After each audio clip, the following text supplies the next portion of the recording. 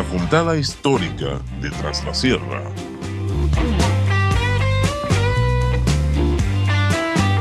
Diego Zavalla.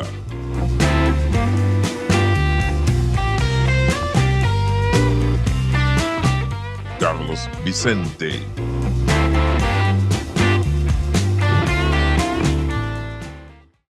Bienvenidos una vez más. Esto es la Juntada Histórica de Tras la Sierra. Soy el profe Carlos Vicente. Estoy una vez más junto al profe Diego Zavalla para charlar nuevamente sobre la historia de Villa Dolores y la historia de la región. Te saludo, Diego, ¿cómo estás? Muy bien, muy contento por la repercusión que de a poco van generando estos videos, este trabajo que venimos realizando, este proyecto que venimos eh, cristalizándolo desde el principio de año y bueno, con la mejor expectativa con respecto a esto que vamos a tratar de explicar brevemente, pero que es muy difícil de hacerlo por la gran cantidad de información, grata información que tenemos, porque de acá estaría en parte una de las bases definitivas del progreso y del desarrollo que tuvo nuestra ciudad y nuestra zona. Es así, es decir, cada vez encontramos más información para contar o para analizar o para reflexionar, para llevarles a ustedes que nos van siguiendo. Y entonces hemos tratado de sintetizar en una primera parte, va a haber una segunda, queda prometida, de 1916 a 1930 sería la etapa que hemos tomado para ver ya cómo se consolida el progreso en una villa que ya es una ciudad, ¿sí? Va a adquirir esa denominación, pero para eso primero tenemos que hacer, como siempre, una contextualización de lo que ocurría en la provincia y en el país.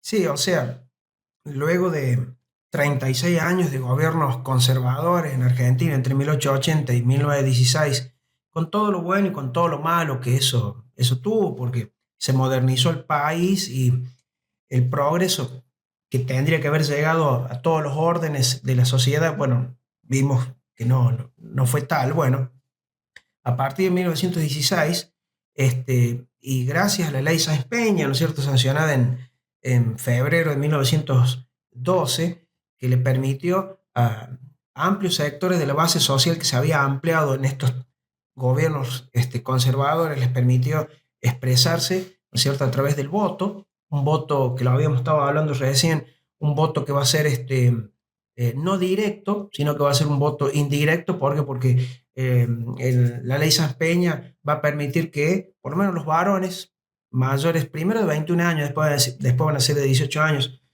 puedan votar. Bueno, se van a votar a electores que después son los que toman las decisiones, ¿no es cierto?, sobre quiénes son los candidatos que ganan. Esto es porque en octubre de 1916, cuando asume la presidencia Hipólito Yrigoyen, gana porque gana en el colegio electoral y es el primer gobierno, podríamos decir, popular o que surge del, de las ganas que tenía la gente de elegir a un candidato que ellos consideraban como que era propio, ¿no es cierto? Yrigoyen y el radicalismo van a gobernar, primero, bueno, en esta primera presidencia de Yrigoyen, después con Marcelo Torcuato de Alvear, luego nuevamente va a estar Hipólito Yrigoyen hasta que se va a interrumpir este primer periodo, por así decirlo, de gobiernos populares el 6 de septiembre de 1930, cuando se realiza tristemente el primer golpe de Estado que lo va a derrocar al mismo Hipólito Yrigoyen. Van a ser gobiernos que a nivel nacional van a estar muy controlados por los conservadores que habían dejado el poder. ¿Por qué? Porque en lo que sería la mecánica, el funcionamiento del poder, hay cuestiones que muchas veces partidos políticos o personajes no tienen en cuenta. ¿A qué me refiero con esto? Ganó las elecciones Yrigoyen, pero la Cámara de Senadores, la Cámara de Diputados va a seguir dominado, controlado por los conservadores, al igual que el otro poder que sería la Corte Suprema de Justicia. Lo mismo va a haber progresos a nivel nacional, con sanciones de leyes importantes o creaciones de empresas importantes, como puede ser YPF. Pero aquí en nuestra provincia se va a dar el caso de que, bueno, Córdoba siempre tiene la fama de ser rebelde por diferentes motivos. Bueno, ¿qué pasa? vamos a tener una serie de gobiernos o sea, teníamos gobiernos demócratas, ¿no es cierto? Con un personaje muy importante, incluso para nuestra zona, que sería Ramón Cárcano. Vamos a tener gobiernos radicales que van a hacer pésimas gestiones y luego una serie de gobiernos demócratas donde nuevamente Ramón Cárcano va a ser gobernador, que van a dictar leyes muy importantes que nos van a beneficiar en materia de, a ver, creación de embalses, proyectos de generación de energía eléctrica a futuro, que eso lo vamos a ver en video, lo vamos a tratar de desarrollar en videos más adelante, ¿no es cierto? Y después, bueno, la generación, la concreción de obras tan importantes como es algo tan básico y fundamental como es la construcción del camino para cruzar la sierra, ¿no es cierto? El camino de las altas cumbres, que se va a empezar a concretar durante la gobernación de Ramón Cárcano a partir de 1914 y después se va a ver inaugurado ya el 23 de octubre de 1918. Y bueno, todo eso va a traer beneficios particularmente para nuestra ciudad. Es una etapa, ¿no es cierto?, donde ya se consolida el progreso, decimos, y si nosotros consultamos la fuente bibliográfica más importante, que es la de Barrio Imposti, tanto de su Historia de Villa Dolores como Historia de Tras la Sierra, él nos menciona un periodo que va ahí de 1916 a 1922, él lo fragmenta de esa manera, donde habla de un florecimiento económico de la ciudad, apoyada sobre todo en lo que es la explotación forestal, es decir, los bosques que rodeaban a la villa y que se extendían hacia el límite con la provincia de La Rioja, ¿sí?, y San Luis. De hecho, hablamos en videos anteriores de cómo se construyó un ferrocarril, cómo los capitales ingleses llevaron una línea férrea hasta lo que hoy es Los Cerrillos para explotar estos bosques. Y esa es la principal fuente de ingresos o el motor de empuje de una economía que se ha ido haciendo, ¿no es cierto?, agrícola ganadera, por sobre todo.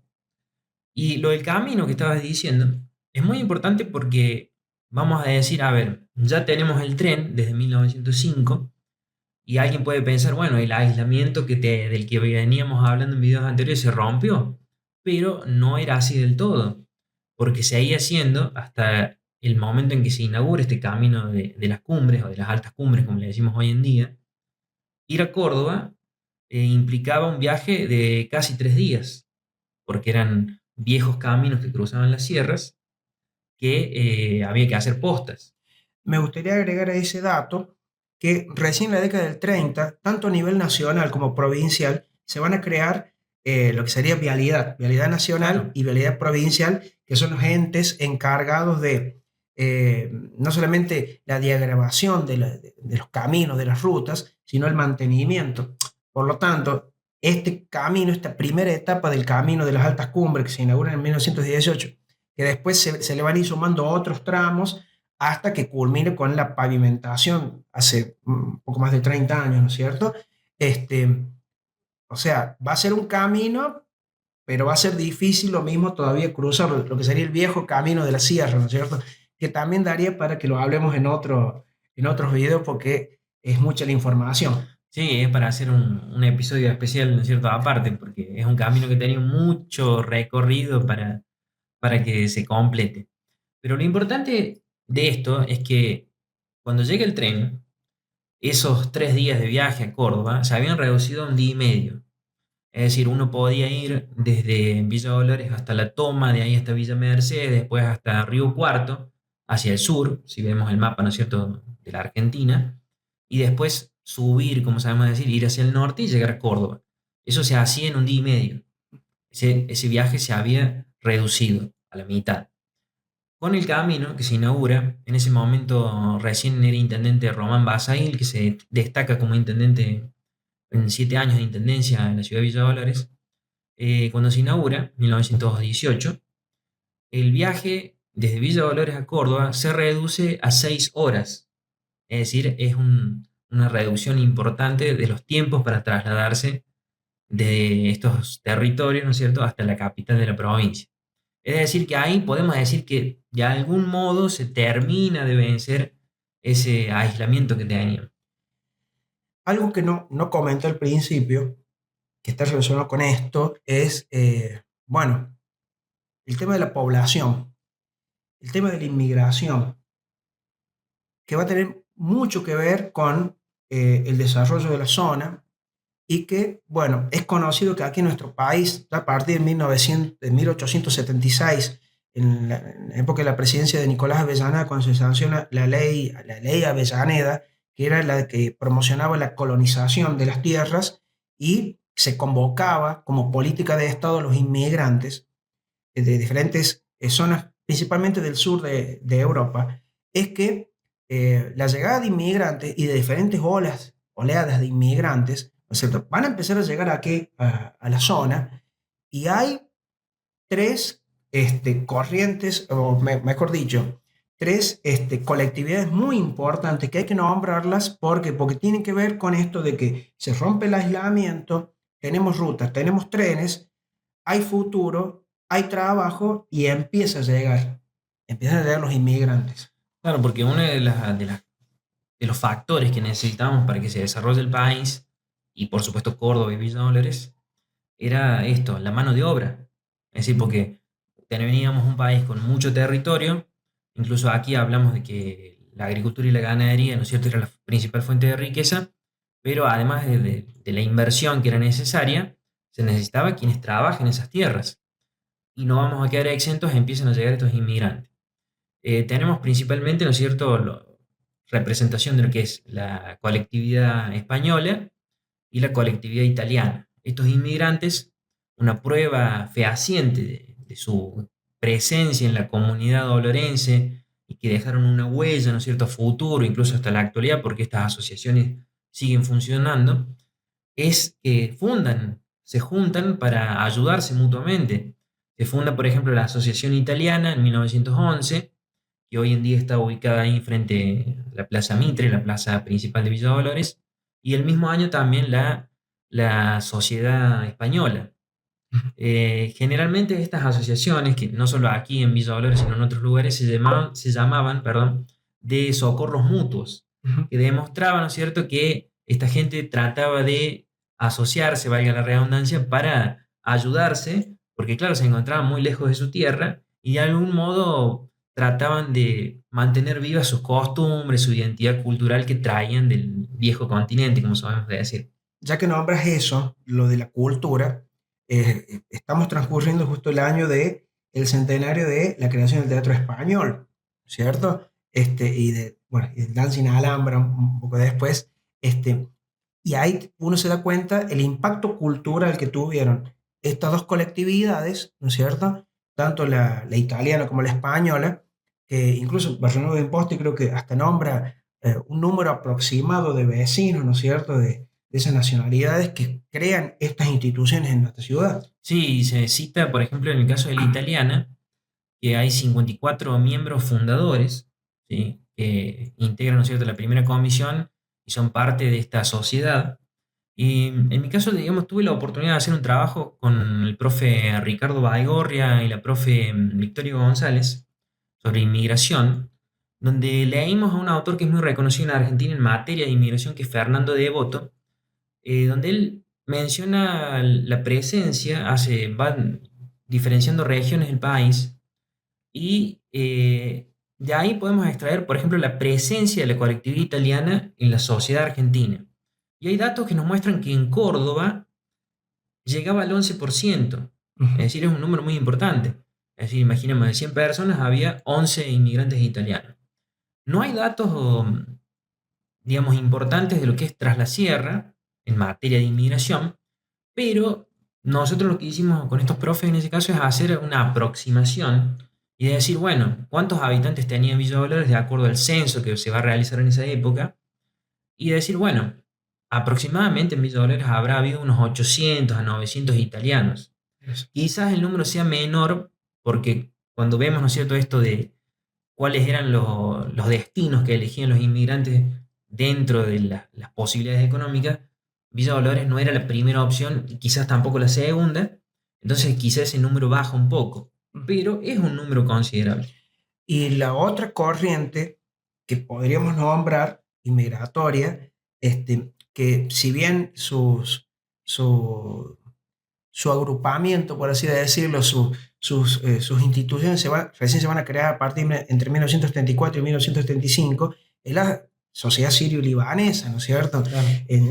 En charlas con descendientes directos, como Jorge Carran, que me comentaba el origen de estas instituciones en 1935, si bien corresponden a un periodo más adelante del que estamos abordando ahora, son muy significativas porque la llegada de estos sirios, que muchos de ellos se calcula que llegaron entre 1905 y 1910, ¿no es cierto? Llegaron aquí a la zona. Muchos de ellos venían porque hasta el clima, no tanto la topografía, pero sí el clima, tanto de esta zona como parte de la provincia de La Rioja, ellos se asientan, ¿no es cierto? Porque tienen una cierta similitud, ¿no es cierto?, con estas regiones de origen, ¿no es cierto? Y yo quería nombrarlo porque mi segundo apellido, Juez, o sea, mi bisabuelo fue uno de estos inmigrantes sirio-libaneses que llegaron acá, se llamaba Salomón Juez, o Sheikh, en realidad el apellido, y él llegó acá a la zona en 1907, 1908, y a partir de ahí se establece la familia, mi familia materna. Y yo te aseguro que, como en el caso tuyo también, y de muchos de los que nos están viendo este video, si se ponen a preguntarle a su familia, a sus familiares, a sus antepasados, de alguna u otra forma están conectados con estas tres grandes colectividades. Sí. Eso no significa que llegaron otros inmigrantes de Alemania, ¿no es cierto?, de diferentes regiones de Europa, pero son las tres grandes corrientes que por lo menos las queríamos abordar, que florecen o aparecen en esta época, entre 1911, bien lo dijimos, o 1916 hasta 1930. Sí, volvimos ahí unos añitos para atrás porque, como decimos, hay que relacionar, ¿no es cierto?, un episodio con el otro, y quizás lo dejamos para este porque me parece que va muy relacionado de esto, de ya un desarrollo de una pequeña urbe. Villa Dolores va a pasar a categoría de ciudad porque con el censo se va a determinar que tiene más de 8.000 habitantes. Incluso se calcula que ya desde antes ya había llegado ese número, pero bueno, cuando se hace el censo, ahí pasa, ¿no es cierto?, se eleva a la categoría de ciudad. Un dato que también tomamos de Barrio Nuevo Imposti, ¿no es cierto?, que muchas veces lo estamos nombrando y los invitamos a ustedes también que traten de acceder a esa información para que vean que no es nada oculto. En este caso nosotros lo estamos comentando, pero no es nada oculto y ustedes lo pueden ver y chequear ahí. Barrio Nuevo Imposti incluso hasta nos comenta que en este periodo va a haber hasta ciertas persecuciones por parte del ente municipal a lo que ellos veían como que estaba mal para lo que sería una futura ciudad. ¿Cómo sería? Bueno, los más desposeídos, desgraciadamente, pero incluso nombra hasta los lustrabotas, que empiezan a perseguir por la cantidad de lustrabotas que había. Sí. Pero más allá de que esté bien o mal esto que hacía en su momento la municipalidad, esto da a entender de que, o sea, han aparecido los problemas que tienen todas las ciudades, como son la gente menos favorecida, por así decirlo, con trabajo, con lo que sea, el indigente, y el lustrabotas.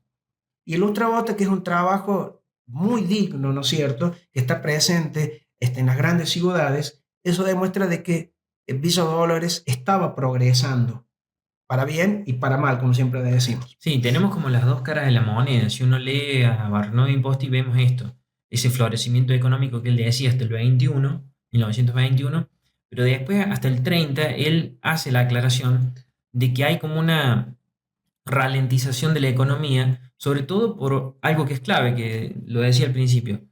Se acaban los bosques, es decir, se acaba ese recurso natural, y él dice, no hubo una planificación a largo plazo. Entonces, al acabarse los bosques, por un lado tenemos, ¿no es cierto?, ese recurso en sí que se acaba, que no puede ser más explotado y no genera ingresos, pero por otro lado hace un daño a lo que es el medio ambiente y directamente relacionado con la agricultura. Ahí hay un grave problema que él cita, que empiezan las sequías. De hecho, hay una cita textual de un funcionario municipal donde se habla muy detalladamente de cómo la ausencia de esos bosques que se talaron indiscriminadamente generó problemas con el recurso hídrico y de ahí, ¿no es cierto? Ahí me das pie para poner punto suspensivo a todo esto, porque lo que vos estás mencionando, obviamente que el tema el recurso hídrico está relacionado con una política de Estado y con una decisión que van a tener que tomar los vecinos y lo que sería el Consejo Deliberante, que sería la creación de el dique nivelador, pero eso lo vamos a tener que desarrollar en otro Sí, momento. lo vamos a desarrollar más adelante. Lo que sí podemos decir que en esta época ya se venía proyectando la necesidad de un dique para fortalecer lo que es la zona de riego. No tanto, digamos, a ver, entendemos que esta deforestación genera un problema, pero también había un crecimiento de productores. Entonces se necesitan más tierras cultivables y ya no se podía sacar el agua directamente hacia el río. No era, digamos, tecnológicamente práctico para hacerlo, para explotar una mayor superficie. Y otra cosa más, quiero agregar a esto que estás diciendo vos. El tema del recurso hídrico también entra en relación con la política de Estado que nombramos al principio de Cárcano, que es no solamente la creación de embalses, sino la generación de energía eléctrica, porque ese es el motor de la industrialización de la provincia, y eso va a dar pie a la creación, ya en la década del 30, los inicios de la obra, del dique La Viña, la generación de energía eléctrica y la lucha en contra de los monopolios que generan la corriente eléctrica en toda la provincia de Córdoba y particularmente en nuestra ciudad. Son obras fundamentales ya para avanzar porque si hay un invento, ¿no es cierto?, de fines del siglo XIX que estaba faltando, es, ¿no es cierto?, la energía eléctrica. Y es clave para que la ciudad, digamos, se consolide. En esta primera parte, ¿no es cierto?, que hemos hecho, vamos a llegar hasta este punto y vamos a dejar para futuros videos, para el próximo sobre todo, que va a ser la segunda parte de esta etapa, ¿qué conclusión podemos hacer, ¿no es cierto?, de estos años de florecimiento económico de Villa Dolores? La conclusión que se me viene así rápido es que cuando hay políticas de Estado, como dije recién, concretas y serias por parte de la nación, de la provincia o de un ente municipal, va a recibir el acompañamiento del vecino para donar tierras, como hablamos hace mucho cuando hablamos de la fundación nomás de Villa Dolores, como para la donación de tierras para la erradicación de un hospital, de un dique o de cualquier tipo de actividad que va a traer un beneficio para la comunidad. Yo creo que el progreso viene de la mano de esas políticas de Estado a mediano y a largo plazo que después durante el siglo XX y principio del siglo XXI, por diferentes motivos, se han perdido. Será por la inmediatez, por esto de por ahí concentrarnos demasiado en el presente y no proyectarnos en el futuro. Capaz que esa puede ser la conclusión. Vuelvo a repetir, las políticas de Estado a mediano y a largo plazo dan sus resultados. Caminos, trenes, lo que vamos a desarrollar más adelante. Y en ese sentido hay que darle la importancia al vecino y al político que acompaña esos deseos del vecino de progresar. Yo quiero agregar como conclusión a lo que estás diciendo, que también, ¿no es cierto?, la voluntad de los vecinos, porque en esta época vemos también, por ejemplo, es muy común que se generen comisiones para apoyar o para buscar o para presentar proyectos por estas obras que eran muy necesarias. Independientemente de qué clase social eran estos vecinos, se veía esto de unirse. Un ejemplo es la Comisión de Fomento Regional que existió en estos tiempos, donde se preocupaban por luchar por estas obras, por ir a hablar, a golpear la puerta de los políticos de Córdoba Capital para traer obras a la región. Que eso es algo que también se grafica en las historias regionales de otras ciudades o localidades acá de la zona, como puede ser, sin ir más lejos, Mina Clavero y Cura Brochero, ¿no es cierto? Los vecinos destacados, ¿no es cierto?, que le dan forma al progreso, cada uno a su manera, de diferentes regiones. Claro, eso me parece muy destacable, es decir, no esperar, digamos, que el progreso llegue, sino decir, bueno, vamos a hacer un proyecto, o vamos a apoyar, o vamos a generar las gestiones necesarias, vamos a golpear puertas. Un poco también lo que promovía el Santo Brochero, ¿no? de decir, bueno, si no viene el tren, lo vamos a ir a traer. Pero creo que para que eso se concrete, tiene que haber un sentido de pertenencia, no solamente formación ciudadana, sino un sentido de pertenencia o de apego a la región, a la cultura, ¿no es cierto? De una localidad. Capaz que eso ya existía, ¿no es Claro, y cierto? quizá eso hemos ido perdiendo también. Quizá hoy somos muy ciudadanos del mundo y no somos tan ciudadanos de nuestra ciudad, ¿no es cierto? Y lo digo no por Villa Valor, sino cada uno de su pueblo. Quizás. Así que bueno, esta ha sido, digamos, la primera parte de estos años de 1916 a 1930. Los invitamos a que se suscriban al canal, que le den me gusta a este video, que es la forma que tienen de apoyarnos para que sigamos adelante y sigamos creciendo. Que nos hagan sugerencias también. Sugerencias y comentarios. Y bueno, los esperamos, ¿no es cierto?, muy pronto con la segunda parte de este video.